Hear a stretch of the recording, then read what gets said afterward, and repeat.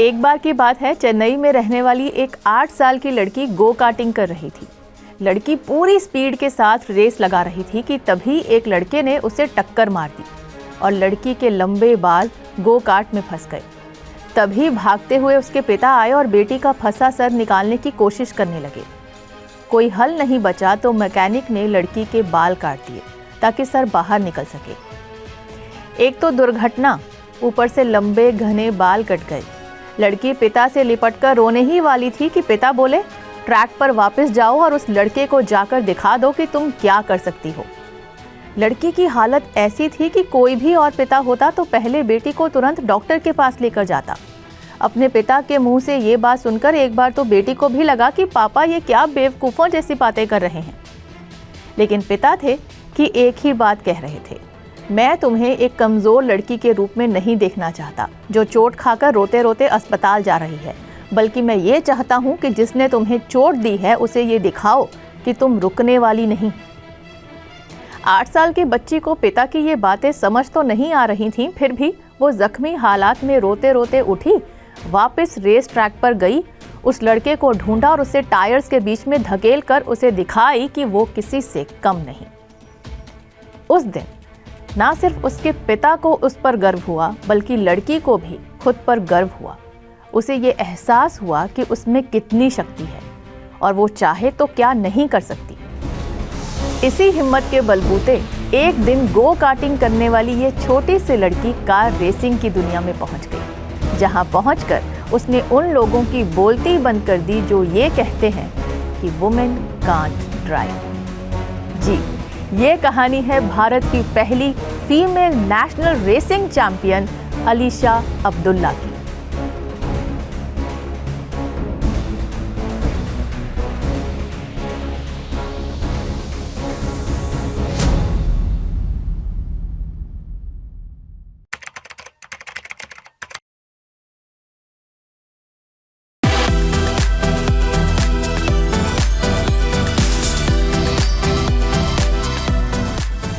अलीशा अब्दुल्ला का जन्म 24 जुलाई 1989 को हुआ था। उनके पिता आरे अब्दुल्ला एक मशहूर बाइक रेसर थे। वो 7 बार नेशनल चैंपियन रहे थे। इसीलिए कह सकते हैं कि रेसिंग अलीशा के खून में थी। जब उनकी उम्र की लड़कियां गुड़ियों से खेल रही थीं, अलीशा ने सिर्फ 11 साल की उम्र में गो कार्ट रेसेस की हर प्रतियोगिता जीत ली थी। 13 साल की उम्र में उन्होंने MRF national go karting championship जीतकर सबको चौंका दिया था। 15 साल की उम्र में वो सुपर बाइक रेसिंग में हिस्सा लेने लग गई थी। 2004 में हुई JK tyre national racing championship के दौरान वो टॉप 5 रेसर्स में शुमार हो गई थी। इसके बाद भी वो कई प्रतियोगिताओं में भाग लेती रहीं और बहुतों में विनर भी रहीं। 18 साल की हुई तो उनके पिता ने उन्हें 600 सीसी की बाइक गिफ्ट कर डाली, जिसके बाद अलीशा के ख्वाबों को रफ्तार ही मिल गई।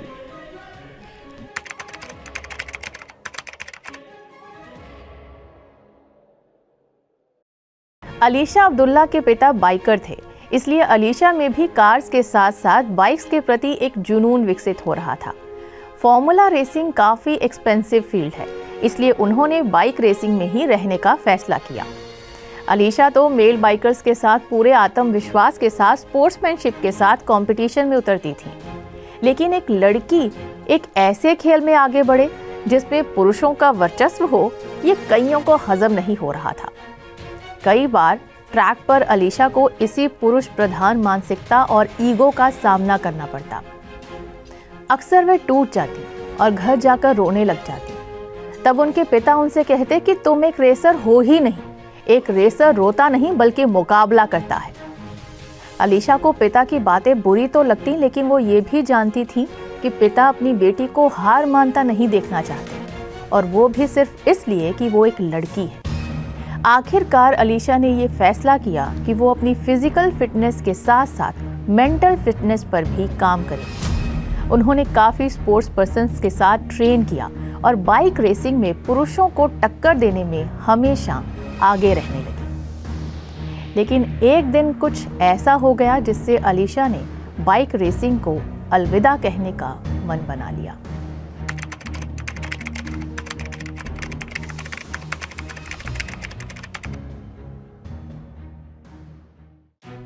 चेन्नई में एक सुपर बाइक रेस हो रही थी जिसमें अलीशा अब्दुल्ला दूसरे स्थान पर आ रही थी।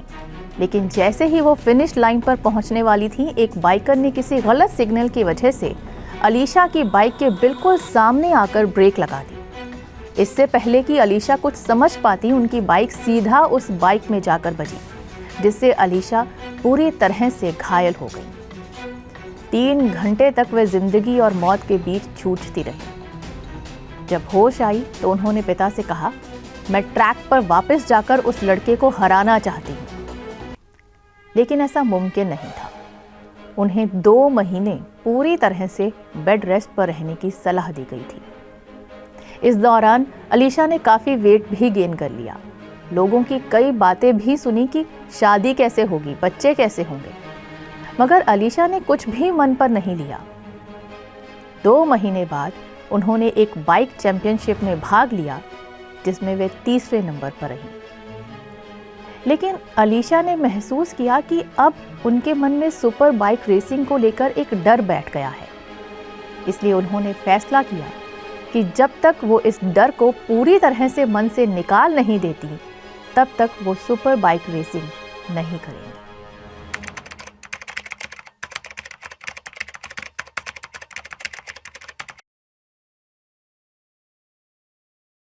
एक रोज अलीशा अब्दुल्ला को वॉक्सवैगन के लिए रेस करने का ऑफर आया। अलीशा सुपर बाइक रेसिंग को तो अलविदा कह चुकी थीं, तो उन्होंने सोचा इसी में हाथ आजमाया जाए। इसलिए उन्होंने ये ऑफर एक्सेप्ट कर लिया। जब वह पहली बार कार में बैठी तो उन्हें एहसास हुआ कि कार रेसिंग में जाने के लिए तो अभी उन्हें खुद पर बहुत काम करने की ज़रूरत है। जैसे जैसे समय बीता, वो कार रेसिंग सीखती गई और उन्होंने कई नेशनल और इंटरनेशनल रेसेस में भी भाग लिया। इस सब का नतीजा ये हुआ कि 2014 में थाईलैंड में आयोजित Toyota Vios cup international motor sports race में जीत हासिल करने वाली वो पहली भारतीय महिला बन गई। उनका कहना है कि भारत को रिप्रेजेंट करना और राष्ट्रीय ध्वज को मंच तक लेके जाना मेरी सबसे बड़ी उपलब्धियों में से एक है।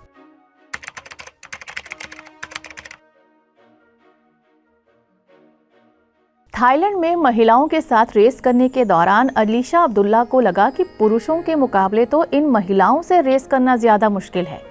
तब उन्होंने रियलाइज़ किया कि भारत के पास इस लेवल की अच्छी वुमेन रेसर्स हैं ही नहीं। जब वे भारत वापस आईं तो उन्होंने इस बारे में गहराई से सोचना शुरू कर दिया। तब उन्होंने फैसला किया कि वो एक अकेडमी खोलेंगी और वहाँ रेसर्स को ट्रेन करेंगी। उस वक्त अलीशा की उम्र थी सिर्फ 26 साल।